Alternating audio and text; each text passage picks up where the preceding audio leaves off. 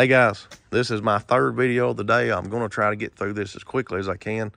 This is a 1966 carryall, and Mr. PIB's been wanting me to do a video on this truck. This truck belongs to a friend of mine. He owns a store here locally. It's called Hillbilly Heaven. If you're ever in 10 Mile, Tennessee, stop in, check him out. Real good guy. Him and his brother own it. Both of them real cool dudes, and they've got some pretty cool old hot rods. And this is one of his, Robert's. So anyway, this is a 66 carryall, suburban, whatever you want to call it. It's just like having an OBS suburban in a 66 body. So all the suspension's OBS. It's out of a 94 or 5 model suburban.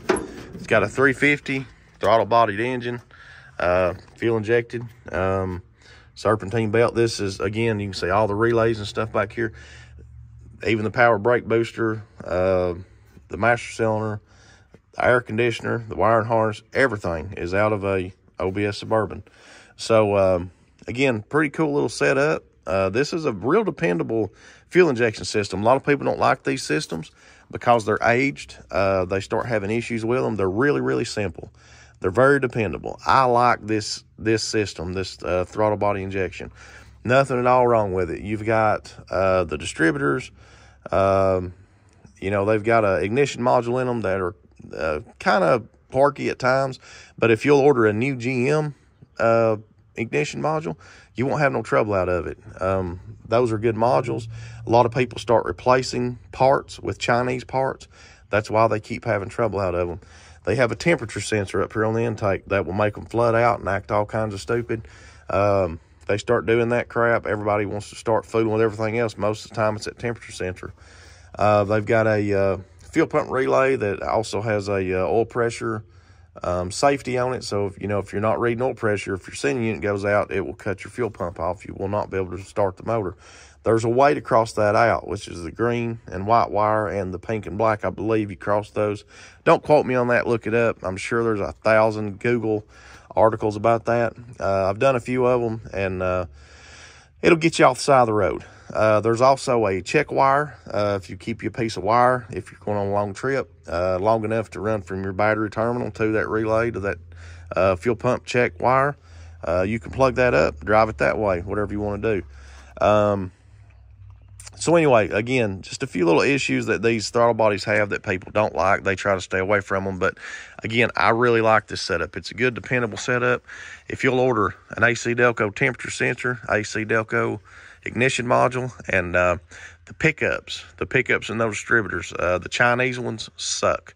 I've bought brand new ones and put them in, not worth a shit. They're junk. If you order the AC Delco pickup, they're a little aggravating to put in. You got to take the distributor apart. If you've never done that, find you a junk one and practice, because it's real easy to screw up. But anyway, cheap Chinese parts is the reason why people kind of avoid these throttle bodies. But again, it's a good, dependable system. They're cheap. They're everywhere. They're all over the junkyards. The Camaros, Firebirds, the trucks, Caprices, Buicks, everything had these throttle bodies. So they're still all over the place. Parts are plentiful. This truck, the reason it came here, it had an external fuel pump, which was really loud, really obnoxious. It was on a toggle switch, so you had to cut it on, cut it off. There's no way in hell you would forget to cut it off, because when you got out, or even sitting in the truck, you would hear it. It was extremely loud. And anyway, so he wanted that took out and an electronic pump put in the tank. So, excuse me, guys, as I've said on my other videos, I've got some sinus stuff going on, so just try to look over it. I apologize. So we got the in-tank pump put in it, and when I done that, it started showing its ass. It started acting kind of silly. And, of course, I've took a fuel pump. It was wired straight into the battery. So they had a hot wire from the battery to the toggle switch to the fuel pump. So the fuel pump was running straight off the battery. The way I wired this pump up was all back into this factory harness. So it was running through the oil pressure switch, the fuel pump relay, and the computer was sending the fuel pump its signal. So anyway, I took it straight off the battery and run it all the way back through this factory system, which is the way I would want it. That way, if you need a part, if you need a relay, if you need anything, you pull in, you tell them you got a 94 Suburban, it's right there. Most auto parts stores have parts for these throttle bodied engines. You know, as far as sensors and relays and stuff like that. So, you know, if you tore up on the side of the road, you would be able to pull in somewhere and you could get a master cylinder. You could get brake parts. You could get an ignition module. You could probably even buy a throttle body rebuild kit. You could buy the temperature sensor, the crank sensors, anything. Water pumps, alternators. They're going to have all that in stock. And the older stuff, you know, the old regulator style alternators, the regulators themselves, stuff like that. These parts stores don't have it anymore. You've got to order it. So I think this is a really good setup if you want something to get out and drive. So anyway, we put the fuel pump on. We started having issues. Started smelling gas real bad. It was real strong. Took the breather off. Fuel regulators pouring gas. It's just dumping over into the throttle body itself, and it's running off that gas. It's smoking pretty bad, gas smoking. So, you know, at that point, I'm thinking, you know, is something going on with this fuel pump? That's the only thing I've changed at that point. Well, then I seen the regulator. So I've got throttle bodies laying around. You know, I've got OBS trucks, had a lot of them over the years. And so I started changing the throttle body. And got another one on there. And I've got one injector spraying, one ain't spraying. So I'm kind of pecking around on it. You know, it's been setting for a little bit. But I knew I pulled it off a good running truck, which was the 91 that Mr. PIB's motor came out of. So anyway, it was kind of bum-fuzzling me, and I had some more throttle bodies. So I started trying other throttle bodies. So, you know, the opposite injector would spray, and then that one wouldn't. Couldn't figure that out. Finally, come out here. I knew this truck running drove. I just drove it. Pulled it off, doing the same thing. So then I knew I had a different issue. Also, another problem this truck was having, it was randomly blowing the 10 amp ignition fuse. And he told me, okay, when he left his shop, he would go into a left-hand curve and it would pop the fuse. So I automatically think we've got a wire rubbing or pinching on that side of the body, you know, going with the body roll. So I'm checking wires, I'm pulling on the harness and shaking stuff, trying to get it to blow that fuse. Never could get it to blow. Checking, seeing what kind of amps I'm pulling with my ohm meter, checking all the little circuits and stuff, checking my grounds. Spent a whole lot of time on this thing trying to figure out that stupid fuse. And so anyway, all that's going back to the throttle body. So I start, you know, checking the harness, just wire by wire. Anything I felt frayed, I changed it. The fuel injection harness, I changed it. The temperature sensor harness was frayed, I changed it. The transmission harness was frayed up and stuff, I changed it. By changing, I mean I cut it out and I spliced another harness in. I done it right, of course. So don't give me a hard time about that. I make sure when I wire stuff up, it's done right. That way no one's ever having any issues with it. So anyway, got all that changed. And then, of course, I'm having the throttle body issue. So I'm going back, rechecking all my work. And so I finally figured out, once I put this one on it, this throttle body, obviously it wasn't a throttle body problem. We had a wiring issue, electronic issue. And at the end of the day, it was a computer. Had a bad computer in it. But the truck didn't have any issues because the fuel pump they had was running straight off the battery. It wasn't running through the computer.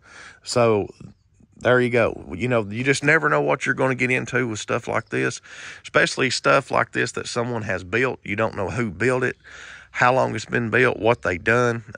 You just never know. Was it ever running right? You know, was it doing this crap when they put it together? Did they pull it out of a wreck and it was already screwed up? You just never know. And I didn't know the backstory on it. The guy that built the truck had passed away. And Robert, the guy that owns it, didn't really get the backstory. So we just had no idea really what issues it had. But anyway, it's good to go now. I've got it all straightened up. Tim Dixon's done a little work to it. They put the gauges in it. All this wiring, that box and stuff, that's already the way it was. I haven't fooled with any of that. It don't take long. You know, you don't want to cost somebody a lot of money just trying to straighten up every little thing. I could spend weeks on this just straightening stuff up, but he can too. He can do stuff like that. It's got a valve cover leaking. He'll fix that. So anyway, a lot of this stuff he can do himself. So we're going to let him do that, but I've got it straightened out. the fuse is not blowing anymore. Drove it down the road. I don't know if it was the computer the whole time, or if it was the harness that I changed going to the transmission. Because after I got to thinking about it, after I drove it, it was blowing that fuse on me on a straightaway, but I was running 55, 60 miles an hour. And I got to thinking, I bet that he was getting into overdrive when he was getting to that curve. And it was blowing the fuse, and he was turning around coming back. And so anyway, just kind of what I was figuring. And I believe his short was in the transmission. Of course, we got it fixed. Everything's good to go. You can see the OBS, even the heat and air controls down there. It's the old fuel pump, the old computer, some of the old harnesses and stuff I cut out just to show him. But this old thing runs really good. I wouldn't be afraid to get in it and go anywhere. I've always liked these throttle bodies, and you can't even hear that fuel pump. That thing is quiet as a mouse. I believe he's ready to go to, you know, Florida if he wanted to. So that's what he wanted. He just wanted to get it to where it was running and driving good, and he's going to clean it up good, and it's going to be for sale. Now, I don't know exactly what he's got to have out of it, but if you're interested, if this is something you want, let me know, and I will get with him and ask him, you know, what he's got to have out of it, and I can let you know. Now, these are just pinstripes. I think if you didn't like these pinstripes, you could take a little thinner, a little lacquer thinner or something, and just wipe those off. You know, maybe have somebody come behind you with a wet rag or something. Of course, you wouldn't want to get down into the paint. Some of this old stuff, where they've sanded some stuff off, you could probably polish some of that up, you know, especially if you were going to patina it.